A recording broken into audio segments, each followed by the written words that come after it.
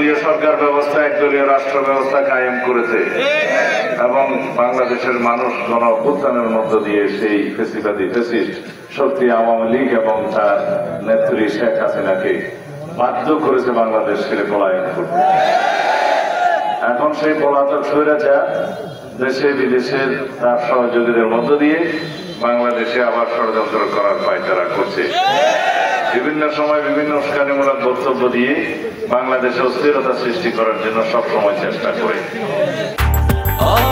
Breakfast, tiffin কিংবা snack টাইমে মজাদার আয়োজন মানে অল টাইম ব্রেড। সুতরাং আমাদেরকে ঐক্যবদ্ধ থাকতে হবে, সকল মানুষকে গণতন্ত্রের পক্ষে ঐক্যবদ্ধ থাকতে হবে। বাংলাদেশ জাতীয়তাবাদী দল মানেই গণতন্ত্রের ঠিকানা।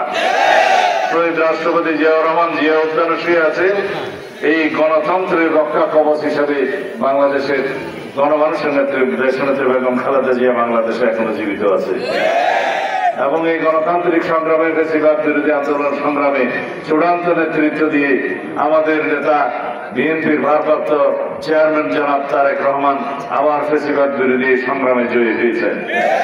আমরা সবাই তার নেতৃত্বে আন্দোলন সংগ্রামের মধ্য দিয়ে বাংলাদেশকে ফ্যাসিবাদ মুক্ত করতে পেরেছি এবং এই ফ্যাসিবাদ মুক্ত বাংলাদেশে আর কখনো যাতে ফ্যাসিবাদী জন্ম না হয়, কোন ফ্যাসিস্ট শক্তির জন্ম না হয়, কোন গণতান্ত্রিক শক্তির জন্ম না হয়, সেজন্য আমরা গণতন্ত্রের চর্চাকে এগিয়ে নিয়ে যাব।